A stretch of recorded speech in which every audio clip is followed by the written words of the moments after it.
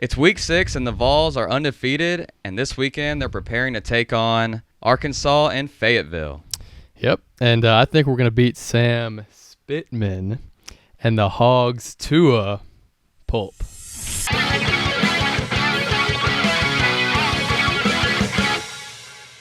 This is the Volcast, and we do weekly episodes covering the SEC and everything Vols.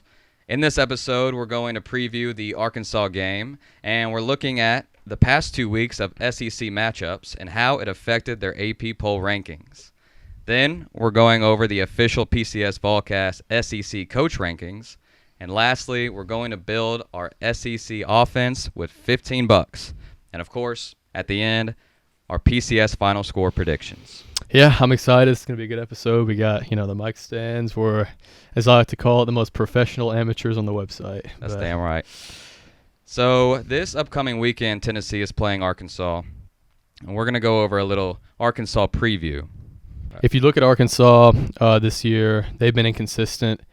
There's nothing really telling me if they're good or bad. They had a horrible blowout of FIU to start the season, 70-0, and then ever since then, they've been up and down.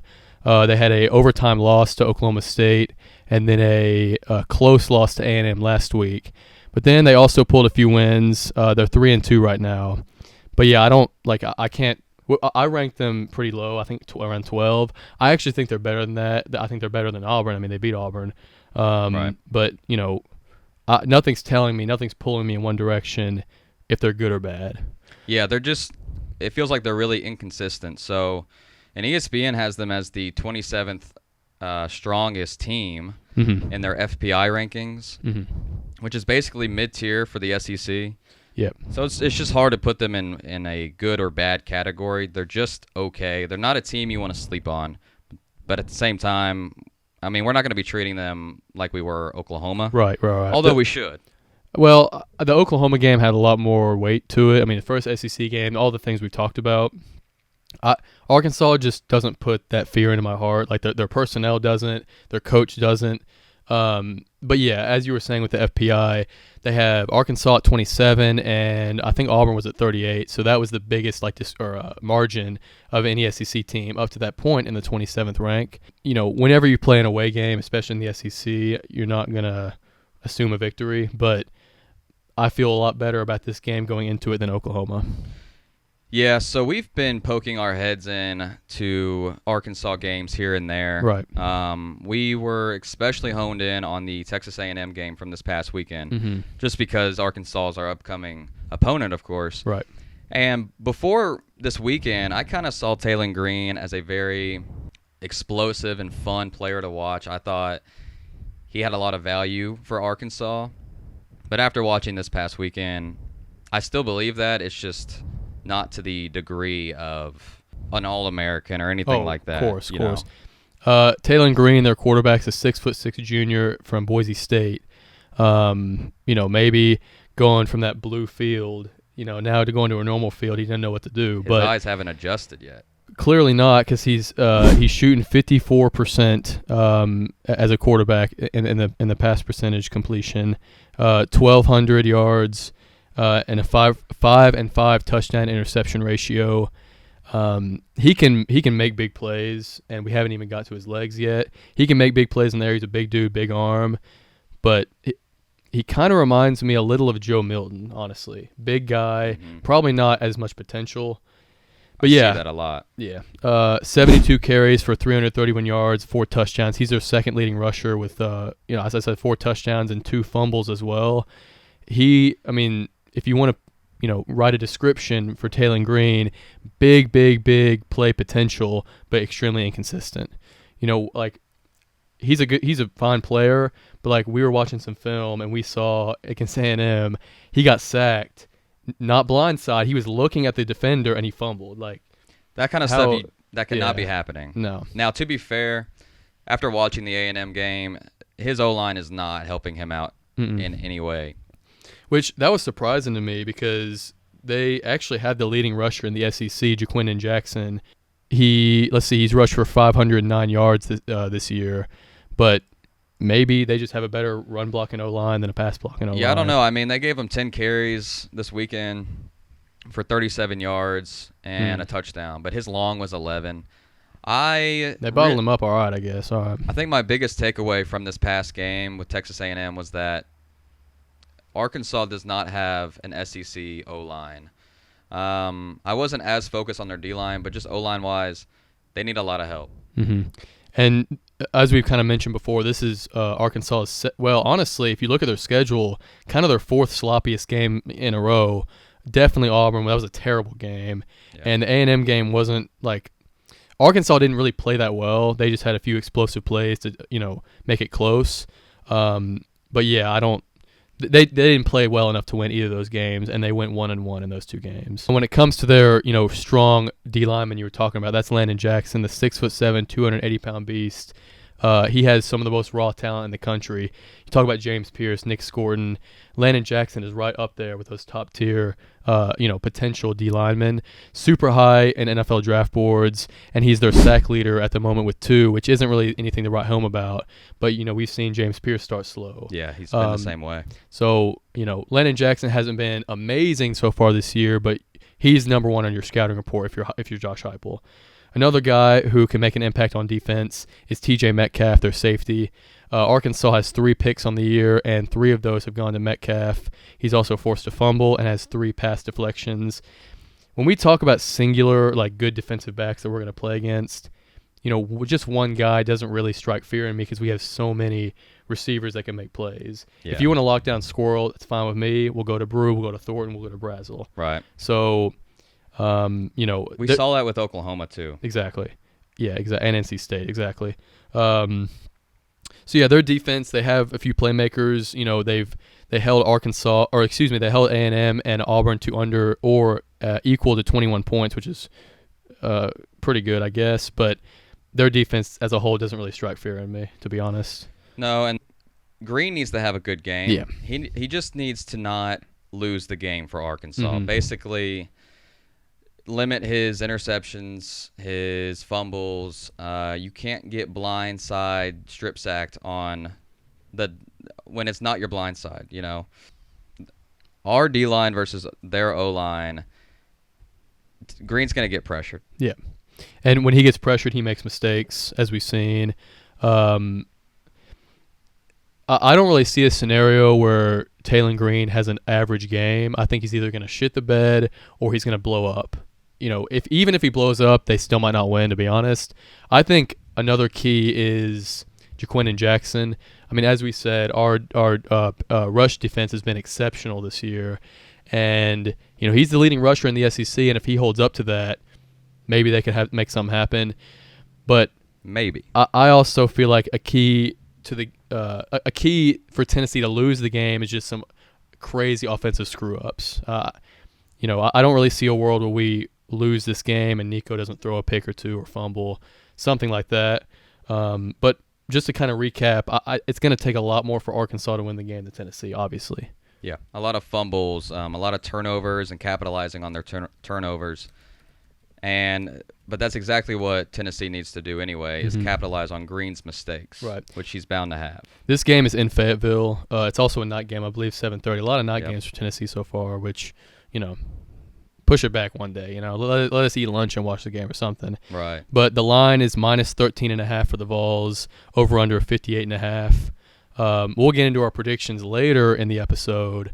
I'm always a little bit nervous when we go on the road and we have such a big advantage in the spread because that really gives the other team that underdog mentality. But I don't know. I mean, nothing that I've seen from Arkansas has really given me any doubt that Tennessee can cover that spread, in my opinion. Yeah, I'm expecting a game similar to Oklahoma where maybe we start to drag out the second half after a very strong start. But at the same time, I mean, maybe Tennessee's looking forward to Florida.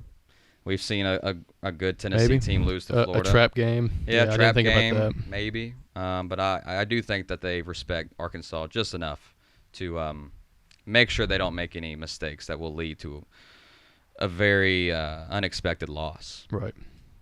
Okay, so now we're going to look around the SEC and see how well some of the teams have been doing the past 2 weeks. Yeah, this is two new segments that we have. First, starting with the SEC Showdown. We're going to do 2 weeks this time. We're going to do this every week, and we're going to look at each matchup, each notable matchup, and kind of figure out the key takeaways and what that means for the SEC as a whole. So first, this is the September 21st slate, 2 weeks ago. First was Florida and Mississippi State. Obviously, Florida was favored in this game, but it ended up being kind of a Florida blowout. Florida showed their talent here. We've kind of talked Florida down a little bit because multiple reasons. Their coach, they're just not a very organized team, but they have the talent, and they showed it in this game. Unfortunately for Mississippi State, Blake Shapen, their quarterback, goes out for the year, which pretty much kills any hope that Mississippi State had, if there was any to begin with. Yeah, if there was any. I don't think there was any, though. Yeah, but after this, Florida's still not amazing. This really cements Mississippi State as the bottom of the barrel, absolutely bottom of the barrel of the SEC. The next game that I have, or the next game, was Kentucky and Ohio. No notes on that game. Kentucky won a game they should have won. The next game was UCLA at LSU. UCLA is not a very good team, if you don't know. And LSU started pretty slow in this game, but they kind of flexed their muscles, after during the second half. And Garrett Nussmeier really shined in this one, 352 and 3 touchdowns. And they're on a whole lot of exceptional tight ends in the SEC. But one that showed how exceptional he was Mason Taylor. The Nussmeier to Taylor connection looks pretty legit. He had 8 receptions for 77 yards in this game and a 34-17 LSU win. Now the next game, I wish we could skip this one, but it was Arkansas-Auburn. This was probably the worst game of all time. Yeah, we were watching this game. We watched a good amount, unfortunately, of this game. Both horribly sloppy in the first half. Auburn was sloppy in the whole game. Their quarterback situation is terrible. It was terrible. It was a terrible game. Taylen Green, however, we were talking about him earlier, his big play potential. He had a few of those big plays. He picked up the slack in the second half, and they ended up getting the win 24-14. So, good win for them, but not good for us because we had to watch that game. It was close till the fourth, Yeah. But, yeah, Auburn is just – I feel like they're kind of hopeless. We ranked them at around 10. Mm-hmm. Kentucky's better than them. Arkansas is better than them. They're bad. Yeah. The next game, which was a fun one to watch, was Vanderbilt at Missouri. I'm a little higher on Vandy this year, before this game at least, but they really showed me something this game. They hung in there and they forced overtime in Columbus. Missouri just looked sluggish. We didn't really think that they deserved their number 7 ranking, no. And Vandy didn't think that. After this, the AP poll didn't think that. They just kind of looked sluggish, and it took some. Vandy didn't play the best defense in the world, but it took some really needed explosive plays from their running game and Luther Burden to punch this game out. Unfortunately, Vandy missed a field goal to send it to the second overtime. But yeah, hey, I'm not going to count Vandy out, especially after this. I know they lost to Georgia Southern, but I know, but you just want to see them win something big. If they beat Mizzou, and Mizzou was 6 or 7, that would have been huge for them. Yeah. I'm no Vandy fan, but we've said this before, we want to see Vandy do good. Yeah, that Georgia Southern loss, or Georgia State, that seems kind of like a death sentence for them in terms of rankings. If they win any big SEC games, it's going to be a bonus. I don't think they're going to make a bowl, but you can't count them out of any SEC game after a performance like this. Right. Next, I have a few things on Akron and South Carolina. Lenora Sellers was injured for this game, and Robbie Ashford, the Auburn transfer, comes in. He looked really good in this game, but it was against Akron. He's extremely mistake-prone. I'm not going to trust Robbie Ashford in any other SEC game, but he looked good in this one, so congrats to them for winning. But yeah, Akron sucks. Next was Bowling Green, Texas A&M. We're not a Bowling Green podcast, but this is the second game in a row that Bowling Green kept it close with a top 25 team. It ended up not being enough, but this really made me question how, is Texas A&M fraudulent? What do you think? I think they're a good, well-rounded team with bad coaching. It's there's no reason they should have been close with Bowling Green. Right. And or Arkansas. Yeah, we're about to talk about it. They shouldn't have been close with Arkansas either. But you just see them give up some big plays here and there, and then their offense kind of stales out sometimes. And then you look at the box score, and it's close in the third and fourth quarter. Right. You're just kind of wondering how you got there. But I do think A&M is a good team. They just got to find they got to find whatever really gives them a spark. Right. They're missing that spark. I agree. It doesn't feel like they're playing as one unit. I agree.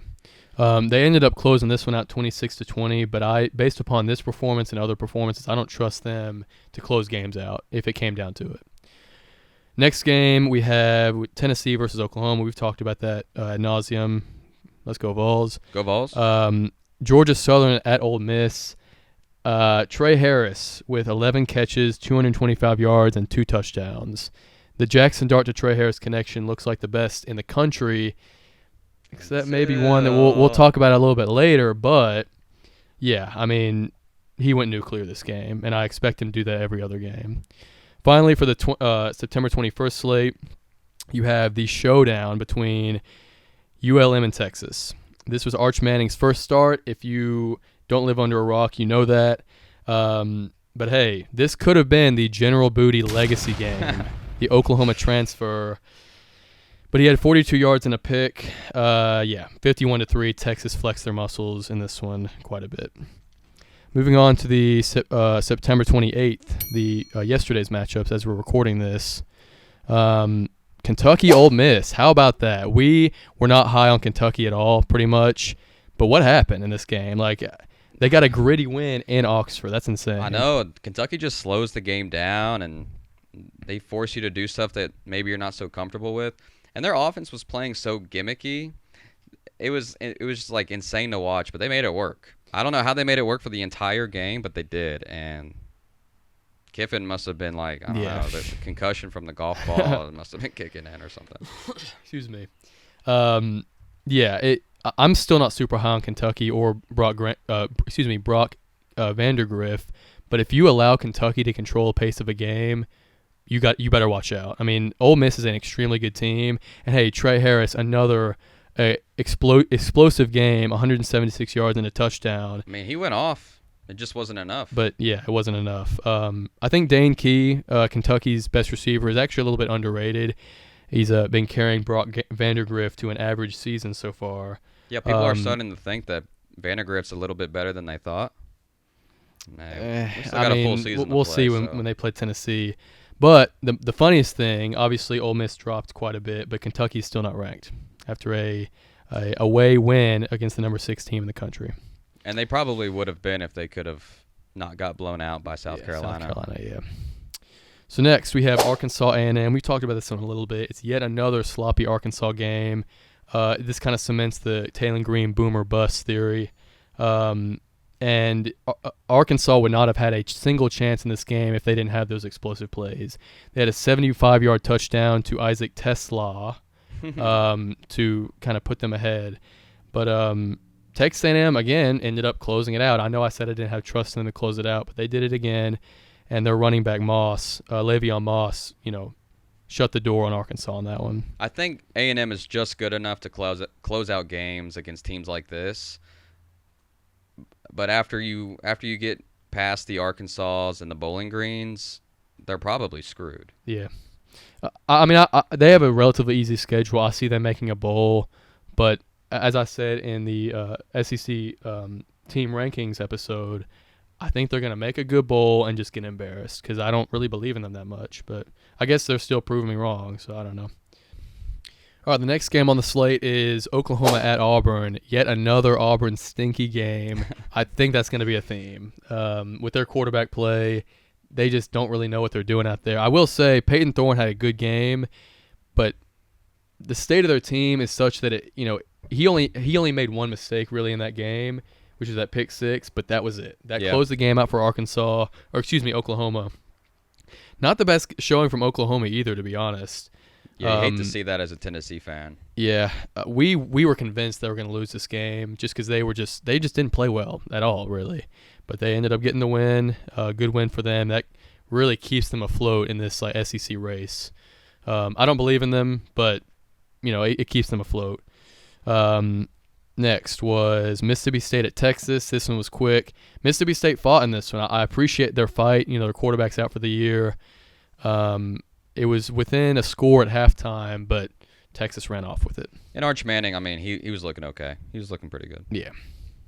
I think Quinn Ewers actually can come back. That's going to be interesting what they do. I would assume you go back to Ewers. I would assume so too. Yeah.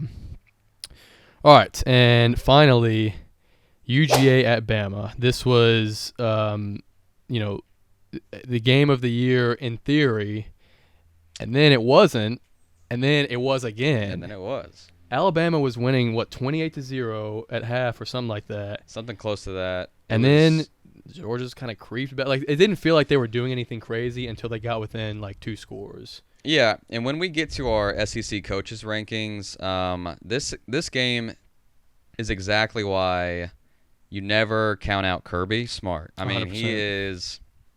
he kept his boys in it. They could have given up and lost, 56-14 or something, but no, they ended up getting a lead in the fourth. I have 2 questions for you. Okay. First, how good is Carson Beck? And I say that with a down tone. How good do you think Carson Beck is? I don't know. I mean, out of 10 or something. Sure. Out of 10, I give him a, on his best days, he is a 10 out of 10. Okay? He's a quarterback you want. He's accurate. He makes good decisions. But he was flustered in this game. He was not himself or something. I mean, he obviously he had a bad game. But overall, just as a quarterback, I'll give him a solid 6.5, 7. There is no way I would have been able to predict that he would have had 439 passing yards, 3 touchdowns, and 3 picks.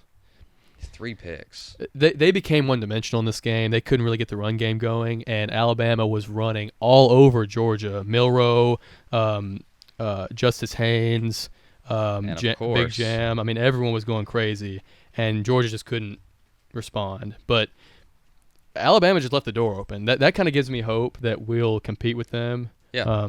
But my second question is, how good is Jalen Milroe? And I say that with an uptone. Okay. I don't like talking Milroe up, but no, this was his best game of all time. Yeah. Okay. He was doing it with his legs and with the arm. He was composed. He was running when he needed to, and he was throwing it deep to his best receiver, who is. Did you know he's 17, by the way? Unfortunately, yeah. But you were talking about Dart and who was it? Dart and Trey Harris. And Trey Harris, they're up there. But Milroe and Williams, it's insane. And I actually heard recently that Milroe came up to the coaches and said, "Hey, let's get this guy, Ryan Williams, in the starting lineup." As a true freshman, he started out on third team, and then when your quarterback wants you to play. And you play like this. I mean, Milroe combined.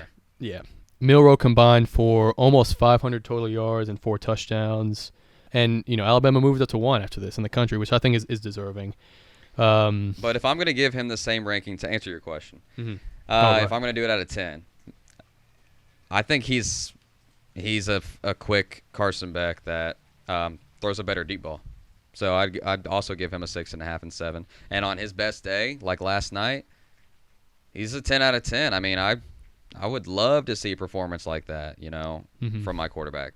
You know what else is funny? Jason and I were watching this game, and the whole time we can't really figure out who we want to win. And then we started looking at it through Tennessee's perspective.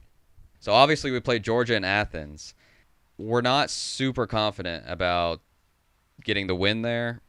But we welcome Bama to Neyland, and we are confident in a win there. Last time they were here, we know what happened. I think Georgia matches up better against Tennessee than Alabama does. To be honest, I won't say I was rooting for anyone to win. I was rooting for a quadruple overtime game where everyone gets injured and tired. But if I had to pick a team, it would have been Alabama, because I think if it's more likely that we beat Alabama, as Shea was saying, and probably lose to Georgia. But if all that pans out, then I assume we would be higher ranked than them. Assume we don't lose any other games, of course. Well, we beat the number 1 overall team in the country. Right.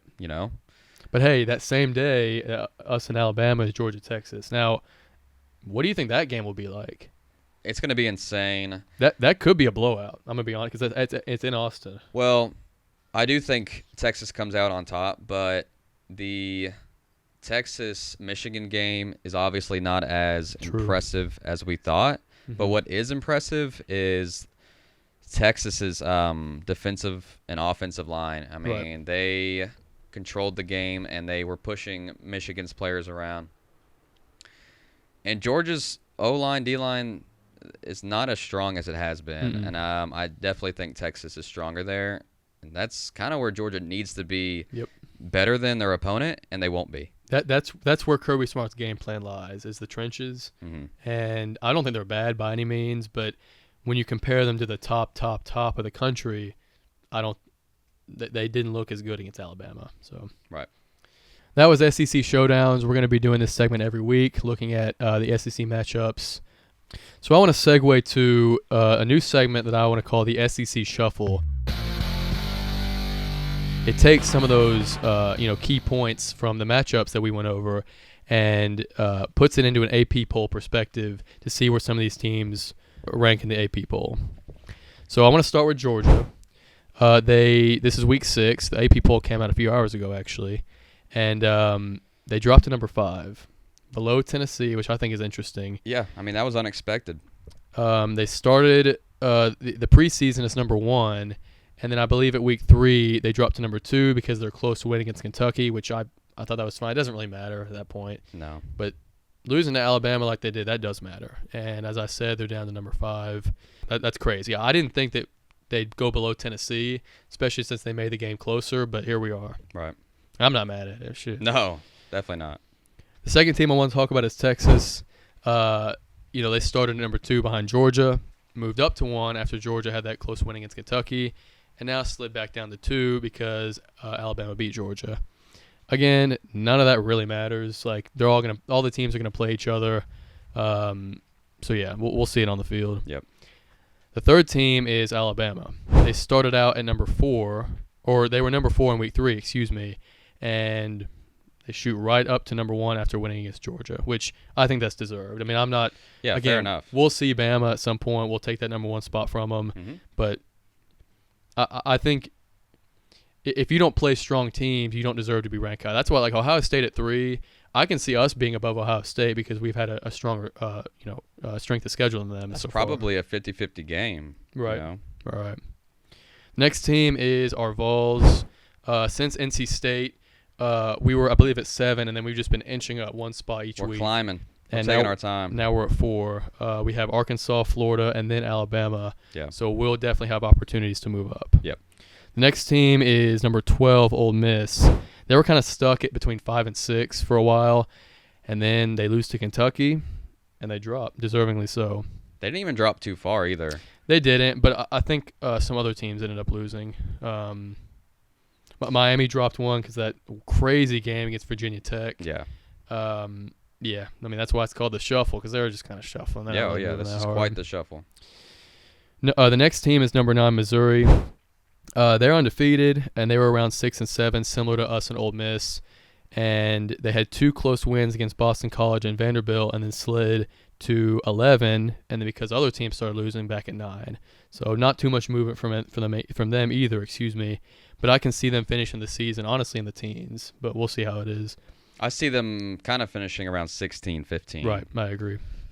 Next team is LSU. I believe they started at 13, where they are now. They lost week 1 to Notre Dame. They started bouncing around. They lost to USC, and they started bouncing around, and now they're right back to 13. Yep. You don't have to do anything crazy. That's why these rankings are kind of flawed, in my opinion. I don't think they're the 13th best team in the country, to be honest. Well, let me ask you this. It's all based on their preseason rank, and they lost 1 game. They just did enough, and teams above them lost, and they hopped right back at 13. You stick LSU and Missouri on a neutral field. Who are you taking? That's a good question. I think number Missouri, 9 and number 13. I think Missouri. I'm taking Missouri by 3. I think. Okay. Garrett Nussmeier has shown me that LSU can be a problem, but he's really it. Like, that offense is solid. I believe LSU's highest potential defensive player, Harold Perkins Jr., is out for the season. Oh. He hasn't really been doing a lot this year, but he's one of those guys like Landon Jackson. He's a potential beast. Just should be amazing. Right. So yeah, I'm picking Missouri because I feel I have more confidence in Brady Cook and their playmakers to win that game. Okay. Next, I have Oklahoma. They started right behind Tennessee at 16. They're at 19 now, and they dropped to 21 after the UT loss. Again, they've had some ugly wins, which has just got them right back up to 19. Two non-ranked teams that I want to talk about is non-ranked A&M. They started at 20. They're the ones that lost to Notre Dame. Then they fell back out. They got right back. They sniffed up to 24 and 25, but then dropped out again because of the dirty win against Arkansas. Yeah. I always think it's funny when a team falls after a win, especially falls out of the rankings completely. But I don't. Deservingly so. Yeah. They should have blown them out. I don't have a lot of trust in A&M either, so I'm not mad at that. Finally, for this SEC shuffle, we have non-ranked Kentucky. Do you think they should be ranked? I could see them at 25. Okay. I don't think that they – I don't know. Actually, honestly, with the South Carolina loss, no, they shouldn't be ranked. Yeah, you beat Ole Miss, but Ole Miss hasn't done anything all season. And then they play one decent team, and they lost. So, and at home. Maybe Ole Miss is just nowhere near where we thought, or maybe it was just a bad first game for them. But, yeah, I don't know. Kentucky's tough, but, yeah, maybe the AP poll got it right. I think they did. There's no two-loss team in the poll. I believe they got 6 votes. So, actually, that's not as many votes as I thought to be in the AP poll. As you said, a blowout loss to South Carolina at home. That's no good. And their SEC point margin is minus 23. After a 1-point loss against Georgia, 3-point win against Ole Miss, and then that horrible blowout to South Carolina. Well, okay, so really without the blowout, it's not too bad. And honestly, you take the two opponents that they played and their AP poll rankings at the time. I don't know. I mean, that's the only reason why I think maybe they deserve the 25-24 spot. I can see that. But if you're going to be the 25 or 25th best team, you don't lose to South Carolina, an unranked South Carolina 100%. Team. I think the AP poll is pretty flawed. There's no perfect way to do it, and I certainly couldn't do it. But I have one final question for you. What do you value more? Do you value the blowout, and this is positive and negative, a blowout loss to South Carolina at home or an almost win against Georgia at home? The South Carolina loss. Okay, I agree, I think. We kind of came into the season not expecting Georgia to be this ultra-dominant team like they have been in the past 2 years. And they kept it really close with them, and then they kind of just does stupid things. Right. Which were to be expected. You never really felt like Kentucky was going to win.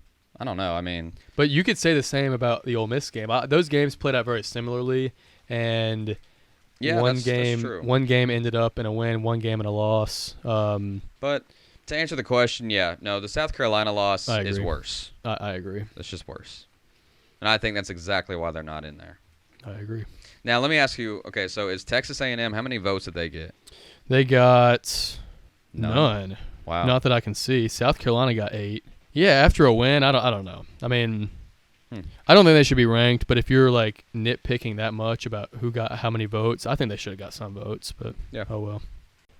Okay, so there's something that Jace and I love to do, and that is rankings. Mm-hmm. And so this week, like we said, we are going to be doing all the SEC coaches. Ranking all 16 of them. Just to preface, we had a 3-way tie for 7th. And to be honest, those are the hardest 3 to rank. We'll get into those later. They all kind of feel like in a similar tier for different reasons, though. And then I believe we also had a 2-way tie for 11th as well. Right, which was pretty funny. Yes, yeah. Jason and I, we do our separate rankings, and then we find the average of them. Right. And that's what we're going to be going over today, the averages. Right. So, and we're going to start at 16. And at 16, Jason and I, we both put it down for Jeff Lebby. Yes. I'm sorry, Jeff, but he's having a hard time in every aspect. I mean, not enough sample size. He could be a fine coach. I will say I don't think being a fine coach gets you too high up these rankings, honestly. But he's 0-2 in the SEC, 1-4 in his career. This is his first year at Mississippi State, and they suck. So I don't really know where else to put him. They suck. I don't know. Do you fire him after this year? Is it really his fault? I don't know. I mean, if you don't think he's the guy, if he doesn't really, represent Mississippi State, no, but it doesn't matter. Like, I don't know, Yeah, I know.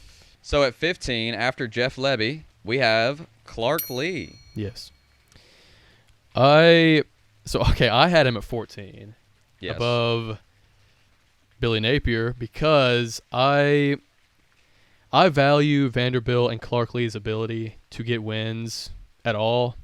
It's Vanderbilt. They're an academic school. They have the worst recruiting position in the SEC. Yeah. And Florida is this historic program with SEC championships, a few national championships. You're right. Like, I don't know. Billy Napier being a bad coach just is weighing down the Florida Gators so much, Yeah. And Clark Lee being an average or below average coach isn't hurting Vanderbilt any more than it would. No, I mean, in fact, they've gotten really close into some fun games. Right. But do they win some of those games with a better coach? Maybe. Probably. Yeah. I mean, how good is their actual team this season? No, it's not. It's not very good. That's what I'm saying. Okay. They can't. So they can't recruit. There's a difference between being a bad recruiting team and being Vanderbilt. Right. They just don't have a chance in most aspects. Okay. So that's the only credit I give him. I mean, we're talking about the difference between 14 and 15. Yep. You're not doing too hot if you're in that range. You're right. One thing I will say, we can transition into our 14th coach, Billy Napier here. Based on some media sources, one of those coaches is in the hot seat, and the other one I don't think is. Good point. So like you said, we have Billy Napier at 14. Mr. Sunbelt Billy. In the Sunbelt, he was considered a very good coach. I mean, that's respectable. 2 Sunbelt championships and 2 Coach of the Years. He comes to Florida, and he's done really bad. I can't down talk him, I guess, for winning those awards and those championships because he was doing his job, I think, right? In the Sun Belt, excuse me. It's a big jump though from the Sun Belt to the SEC. Yeah, clearly it is. He has not done his job at Florida. He's been bad. The Gators have been extremely subpar compared to their standards. And that's where I think you can see if you have a bad coach or not is what is the program standards. When we had Pruitt and Bush Jones, we weren't really living up to those Tennessee standards, and now we realize those guys were not very good at coaching. So yes. But moving on to number 13, our consensus was our next opponent, Sam Pittman. Yes, Mr. Spitman. I'm sorry. So he's been with Arkansas for about 5 years, and whenever it comes to playing an SEC opponent, they're more than likely going to lose. Right. I don't know. I don't hate Sam Pittman, but he's just a 500 coach, and I would be very unhappy if he was our coach. Arkansas is in that mid-level of recruiting prowess in the SEC. Not mid-level, low to mid-level. But if Arkansas wants to make a jump in football, I think they should move on from Sam Pittman. I don't think he's a horribly bad coach, but they're just settling. They're settling for being. His career record is 26-27. Yeah. So if they can somehow beat Tennessee, he will have an even 500 on his record. I don't think that'll happen, but we'll see. So at number 12, we have Mark Stoops, the Kentucky head coach. And we actually had a tie here between Mark Stoops and Shane Beamer. I think Mark Stoops is an overall better coach than Shane Beamer. But when I was doing some research, I looked at all these coaches' records. Mark Stoops' SEC record is 36-57. That is horrible. It's just as bad as Billy Napier's win percentage-wise. Right. The only redeeming quality of Mark Stoops is if you can be successful at all with a unique play style, I think that gives you points in that aspect. Looks like Heupel. His play style is unique. and it can win them some games. Same with Kentucky. That's exactly what happened against Ole Miss. Mark Stoops is it's time to go, old man, in my opinion. They can't recruit receivers. They're not going to change their play style. It can get them a few wins, sure, but it's going to lose games for them more likely than not, I think. It's time to move on and become a team that people are scared to play Kentucky. Right. And with Shane Beamer, I think he falls in a similar category to Sam Pittman. He hasn't really been there for that long. He has pulled some good wins, though, and he had a good season 2 years ago. But how far can he take them, I think? He is 23-19 as a total record and 11-15 in the SEC, which all things considered, when you're going up against these juggernauts year in and year out, isn't horrible. No, and it's better than all the coaches that we just previously mentioned. Right. He's taken them to 2 bowl games in his 4 years there. He's 1-1 in his bowl games, but I don't know. He's hard to hate as a person. He's a good guy, and he's entertaining, but it's hard to say if they should move on from Beamer or not. No, I don't think they should. He's only been there for 4 years. I think you let it go on a little bit longer. His highs have been high and his lows have been low. But again, it's that question, like what do you look for in your program? Right. Are you fine with being 500? If you are, Shane Beamer will get you that and a little bit more. Right. So, yeah. True. Okay. At number 10, we both agreed Mike Elko deserves the 10th rank. Mm-hmm. So, Mike Elko, Texas A&M coach. It's his first year. He's inheriting a team that does not believe in the program.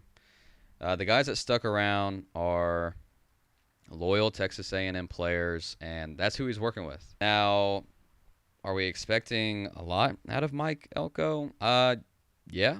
Based off of his previous coaching jobs, I'd say him coming to Texas A&M, even with the depleted talent, they still are more talented than all of the teams that we just mentioned besides Florida. Right. And he just has to prove himself. I mean, he keeps winning these close games, but he needs to separate himself from these low-level teams. Out of all these coaches that we mentioned, Shane Beamer's up there too. I can see Mike Elko having the highest jump, because if he transforms this talented team into something that's really real, then I could see him jumping. He's only a third-year coach, and this is his first year in the SEC. He didn't transfer. He's not a player. He came over from Duke. I respect him a little bit, because if I was a coach in the coaching carousel, I would not sniff the Texas A&M job. Yeah. Because you can ruin your career there, for real. Yeah. But he did it, and he's 2-0 so far in the SEC, 20-10 in his career. He's winning. He's winning. He's so far, it doesn't look great, but he's doing what he's supposed to do. He is a one-time ACC Coach of the Year again at Duke. But it was just it was hard to push him up these rankings, one, because he's new in the SEC, and two, because we have a lot of good coaches coming up. Yeah. Okay, so let's move on to number 9. It turns out, with my rankings and your rankings and finding the average, we have 3 coaches tied at 9th. Mm-hmm. Let's start with Brent Venables, the Oklahoma head coach. These 3 were the hardest to rank for me, because all these guys are good coaches. SEC is loaded with talent and coaches. They just kind of fall in the middle for us, but all these guys are good. Yeah, sorry, let's mention who they are. So we have Brent Venables, Eli Drinkwitz, and Hugh Freeze, all ranked at 9. Mm-hmm. With Venables, he hasn't Oklahoma's a pretty impressive program, and he hasn't really taken them to that threshold of where they expect to be. But I still believe in him. I think he's an exceptional coach, especially defensively. He used to be the Clemson defensive coordinator. He won the Broyles Award for the best defensive coordinator, I believe, the year before he went to Oklahoma. But yeah, I mean, he can recruit, he can coach defense, but can he coach offense? Can he get a good quarterback? And can he use the transfer portal? It's like the Clemson disease is no transfer portal. Right. Dabo doesn't do it. Nope. Venables hasn't done it that well either. And that is a requirement to be a good coach nowadays. Yeah, you kind of – maybe this is just me. I see him – if you give him 4 – well, I mean – okay, how long has he been with – 3 years. Okay, so he's been there for 3 years. Give him another 7 years, and I think he just might become another Mark Stoops. Maybe we could see him winning a Coach of the Year in the SEC, have one explosive year, but I value being a player coach pretty highly, and he is much more like that than Mark Stoops is. I honestly think that when you take these three coaches, Freeds, Drinkwitz, and Venables, I like Venables the most out of all three of them. But it really looks bad for him that Lincoln Riley was the coach of Oklahoma before Venables, and they were good. They were really good. They made a playoff appearance. He hightails it to USC, and Venables doesn't really carry that momentum for Oklahoma. So that kind of tarnishes his record a little bit. Yeah, I mean, you just mentioned out of these three tied at 9, you have Venables as the highest ranked coach tied at 9, and I have him as the lowest ranked coach tied at 9. That's the same thing we did with Oklahoma in our team ranks. I thought that was interesting. Yeah, Oklahoma, I'm just not trusting. I do believe that they are a program that is meant to win, and I believe they will win. I think Venables will get them wins. I just don't think he'll ever get up there with the Heupels, the Kellys, the DeBoer, Sarkisian, Yep. So I'm waiting. He can prove me wrong, for sure. I'm not opposed to that. When I said this earlier, when you're really good at one thing, that can take you places. Like Kentucky with their style of play, their pace. Tennessee with their style of play and our pace. Oklahoma's defense is good. He is a defensive mastermind, but that's kind of it. And it hasn't really done a whole lot for him up to this point. And it hasn't even really shown till this year and the end of last year. I mean, he's kind of just been up and down with his defense until this year, and everyone, we can all agree he's got a good defense this year, but not good enough is the problem. Right. All right, so Eli Drinkwitz. We both had him at 8. Right. Here he is at tied 9. So I'm a big fan of Eli Drinkwitz personally. He took this Missouri program from, Vanderbilt status to all of a sudden top 10 in the country. I mean, that's the sign of a good coach. Right. I had him at 8 because he just has to keep doing it. If you keep doing what you're doing, if Eli Drinkwitz keeps doing what he's doing, I'll bump him up above Hugh Freeze. We'll get into some more guys later, but he's done a great job. His record might not look amazing at or his SEC record might not look amazing at 18 and 17, but when you look at where Missouri came from, that's a home run. Yeah, honestly, that's a pretty good record. And like you said, he took a program that was similar to Vandy, and really built them up into a top 10 perceived program. But just like Vandy almost beat Missouri, that's how Missouri wins all their games, is back before they became the 6th or 7th best ranked team, they were narrowly beating these highly ranked teams. And slowly they've built, including Tennessee, but he's proven to be a winning coach. Yeah, and the awards show it. He has an SEC Coach of the Year. I believe that was last year when they kind of blew up. He's also a one-time Sun Belt champ. I believe he was at App State, if I'm not mistaken. Yeah, I mean, that's the difference. Billy Napier won 2 championships and 2 Coach of the Years there, and started with a better team. Right, exactly. That's why Napier's at 14 and why Drinkwitz is at 9. Yes, I agree. Okay, and then lastly we had Hugh Freeze. Yeah. So out of this 3, I had Hugh Freeze the highest ranked. Now, he has not proven hardly anything at Auburn, but you just take his track record. That's really done a lot for me, and I think the offense that he wants to have is not what he has right now. No.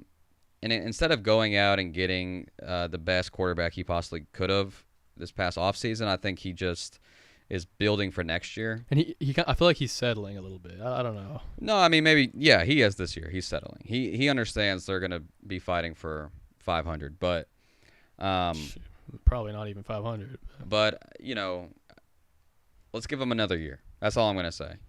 Fair enough. And I'm saying that about some other coaches as well, but Auburn used to be really good, man. And they just Gus Malzahn, who's I believe at UCF now.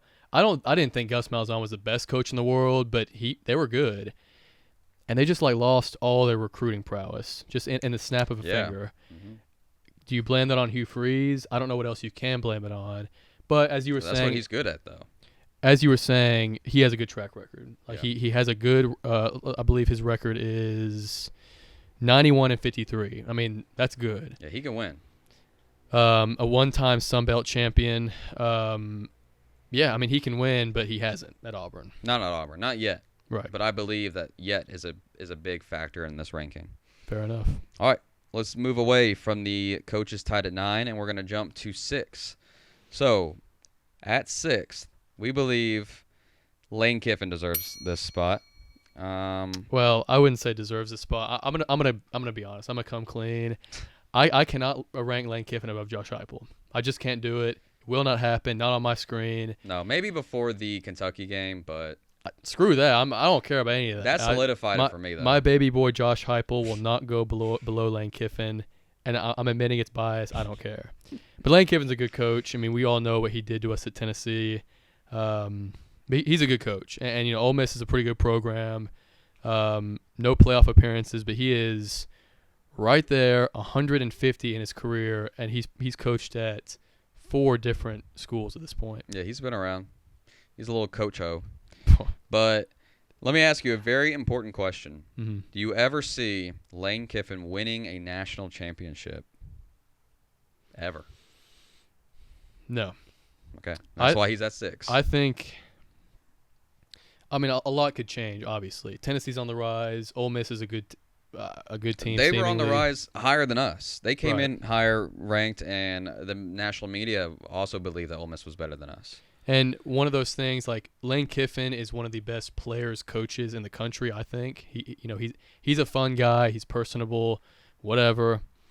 But that's his strength. And when you have, as I said before, when you have a strength that kind of rises you up from the rest, I value that a lot. Yeah. But I just like Ole Miss is kind of in this purgatory of being the best SEC team that I can't really see doing a whole lot personally. So I don't like doing a whole lot in the postseason, I'll say. Yeah, in the postseason, I agree with that. I think he can make a few SEC championships. I don't know how many he'd win.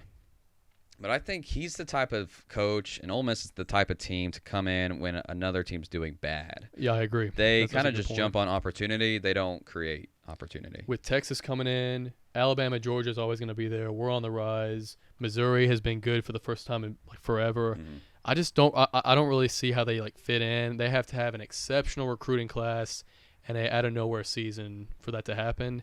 And hey, if Lane Kiffin wins an SEC championship or makes a playoff run, I have to put him above Heupel, but I can't do it. I'm sorry, I can't do it. Okay, now that we got our Lane Kiffin beef over with and we stuck him at 6, let's talk about number 5. At number 5, we both agree this is where Josh Heupel will go. My glorious king, Josh Heupel. Yes. It does not make us happy to put him at 5, but I think we're being honest. I think we're being honest with ourselves. 5, and I mean, I'm not going to say I'm just a biased freak or whatever, but this is as far as my bias can go. I don't think there's really anywhere else you could put him but 5 or 6, we'll say. All the other coaches above him just have too many accolades, too much history, whatever you want to say.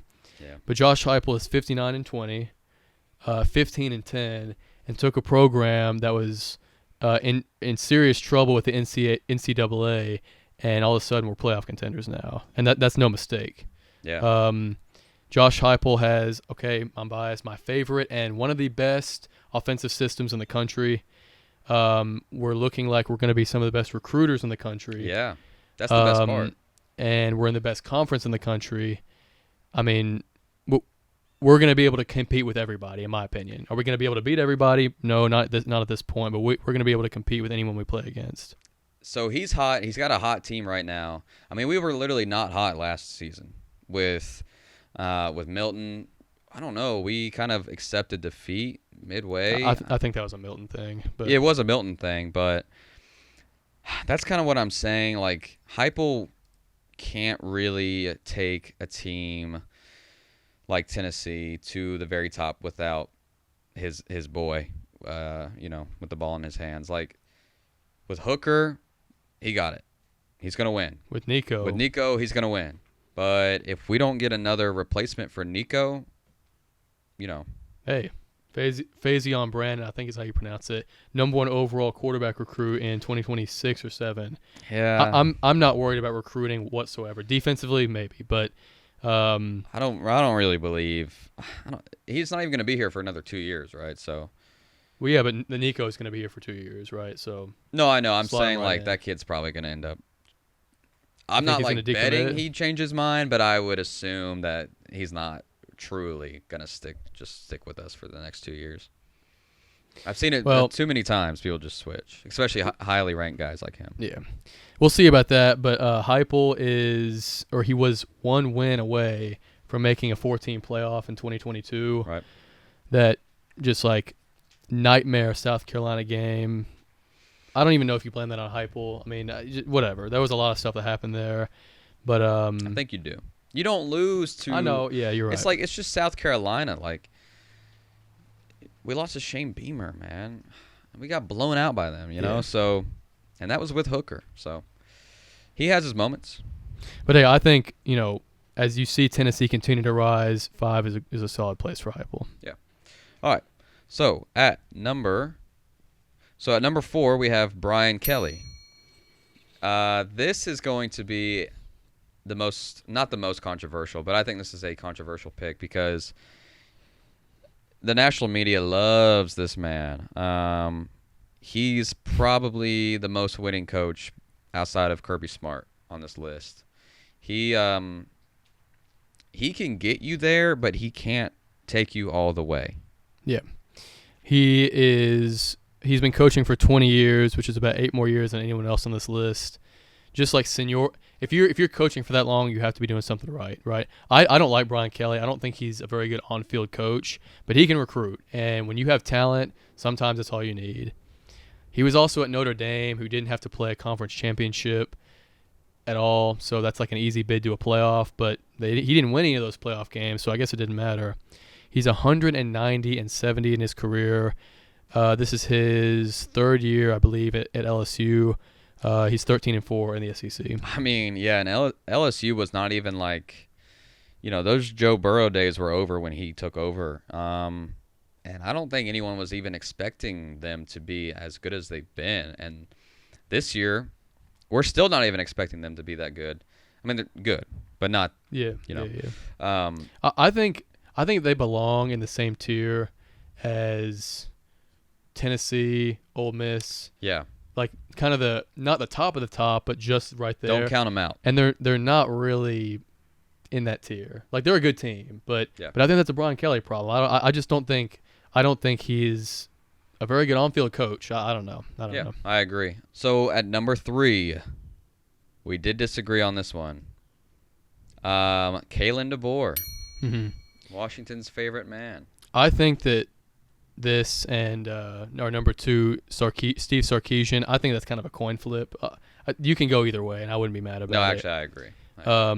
I ranked him at 2 and Sarkisian at 3. The only reason why is because the national championship appearance. That's literally it. But I think that both of these guys are in the same tier, in my opinion. I put DeBoer at 4 because. Oh, you put him at 4? Yeah. You put Kelly at 3? Yeah, I did. Okay. Yeah. So I put Kalen DeBoer at 4 just because I don't think I can trust him yet. Yes, they blew out Georgia. They almost blew out Georgia. Almost. Right. You know why Georgia had a lead in the 4th? Is because Kirby is a better coach than DeBoer. Of course. I genuinely believe that was the reason, was just the coaching. It was as if you gave boxing gloves to the two of them, and you really wear down Kirby, and then he just got back up and he's resilient. Now credit to DeBoer, he still won. But if that game was played at Georgia, I think Georgia wins. I agree. To be honest, yeah, I agree. I don't think they let it get as out of hand as they did if it was at Georgia. And if DeBoer loses to Tennessee, then I think him at 4 will solidify that for me. Maybe, maybe even put Heupel above him. But that's kind of unfair to say. He did take Washington to a spot they've never, ever been before. Right. So. Yeah, and lot of accolades, 2-time Pac-12 Coach of the Year. He actually, I think, is the only coach on this list that won AP Coach of the Year in the whole country, and then a 1-time Pac-12 champ, as we said, the national championship appearance. They did lose, but he has a better percentage record than Steve Sarkisian, but Sarkisian's been in the game longer. Sarkisian is 75-49, Texas's coach. They're both 1-0 in the SEC, actually. They're both new to the SEC. And Sarkisian is a one-time Big 12 Coach of the Year with one Big 12 championship. Again, I think they're interchangeable. They're both very, very good coaches. Yeah, I mean, Sarkisian hasn't really done all that well in his bowl games, but Fair enough.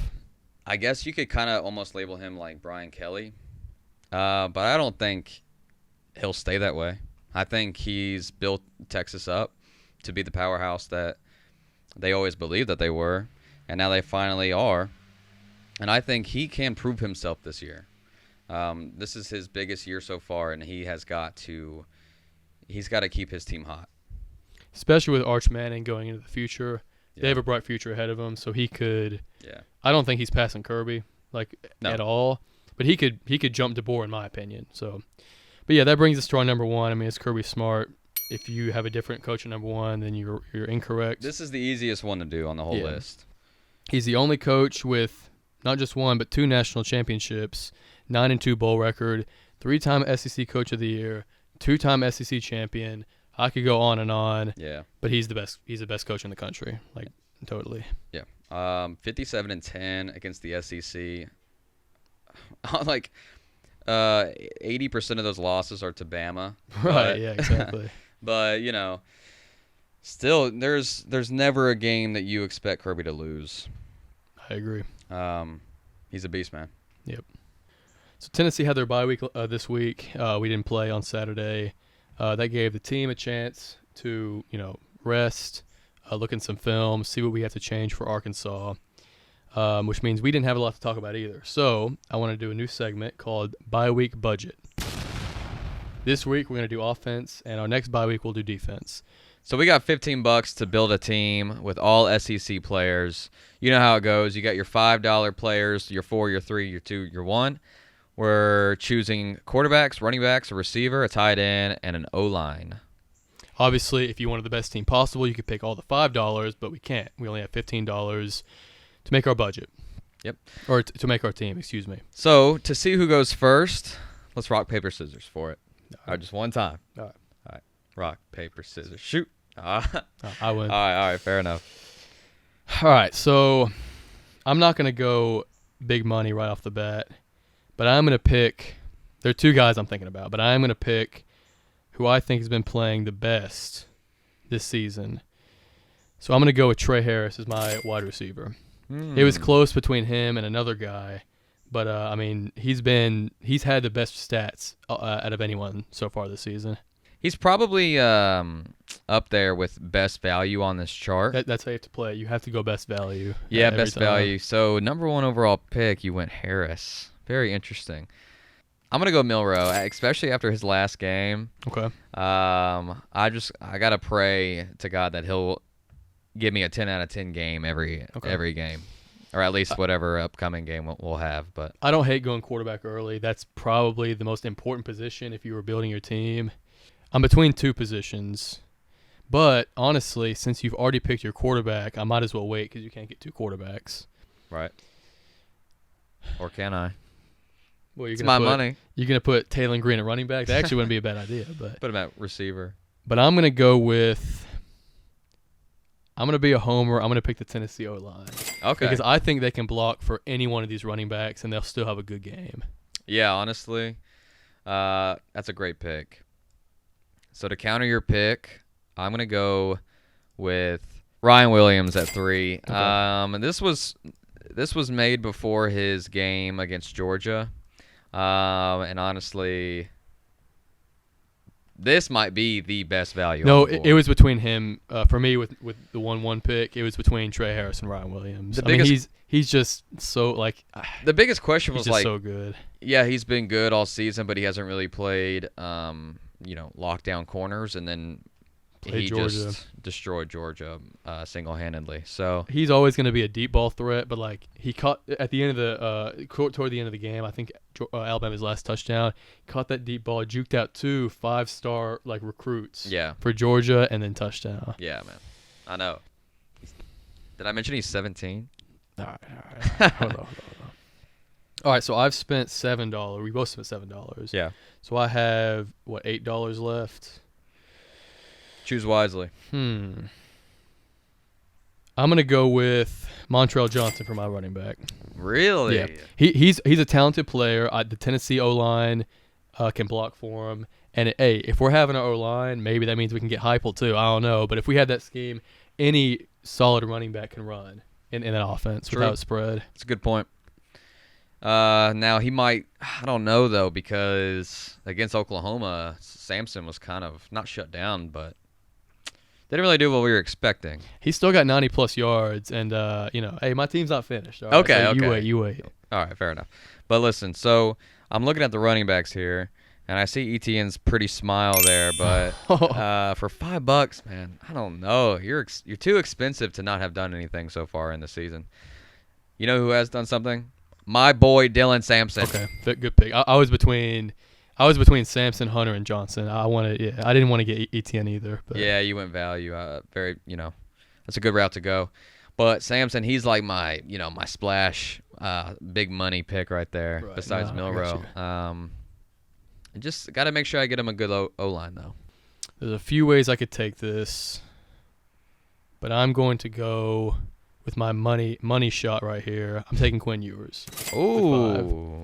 If you think that Trey Harris and Jackson Dart is a good combo, Quinn Ewers and Trey Harris is okay. I mean, you're winning playoff games with that duo alone, in my opinion. But fair enough. A tight end or an O-line? I think this one is pretty easy. How much money do you have left? You have $3 left. $3. All right, with my $3 left, I am forced to take Kentucky. Kentucky's O-line.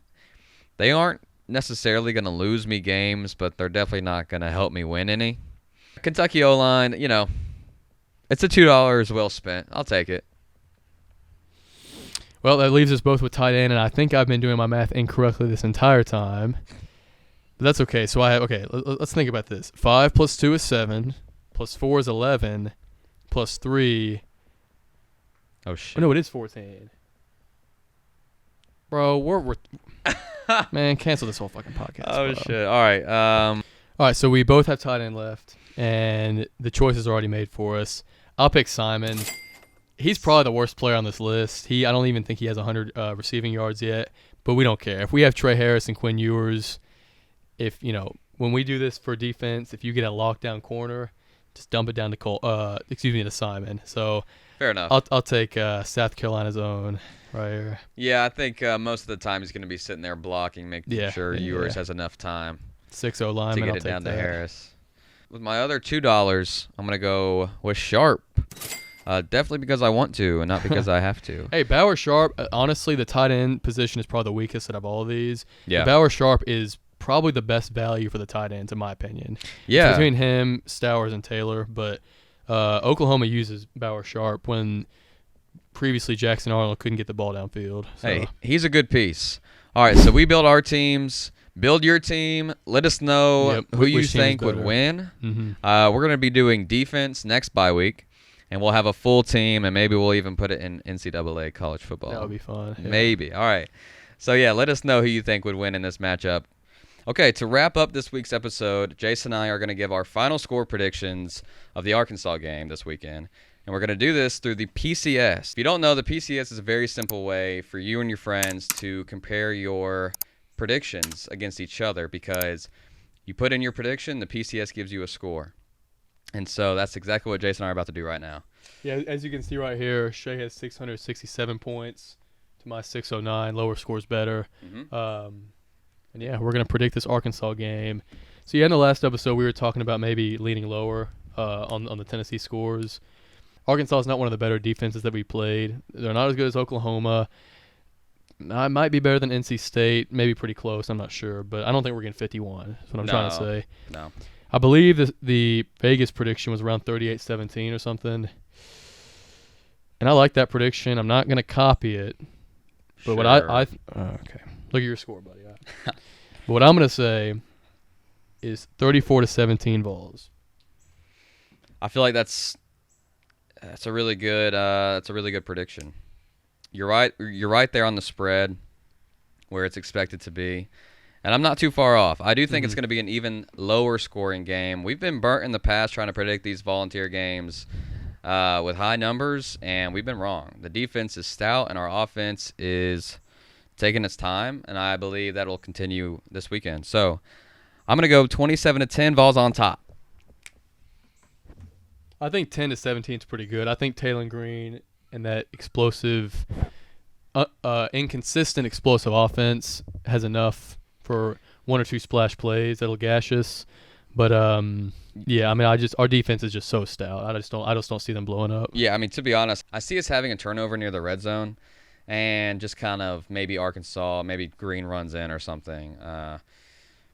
I don't see them driving down the field to get that touchdown. I see them driving down the field to get a field goal at some point during the game, but no touchdowns unless it's kind of basically handed to them. And I do see Tennessee just running the ball and playing a clean game besides maybe a turnover. We talked about two sort of their defensive standout players, but I just don't think it's going to be enough. I think that 30 in the 30s range is a pretty safe score. Not too high, not too low. I mean, we know our offense and especially our system is capable of putting up points. But yeah, we'll see. I think 34 is a pretty good sweet spot. Yeah.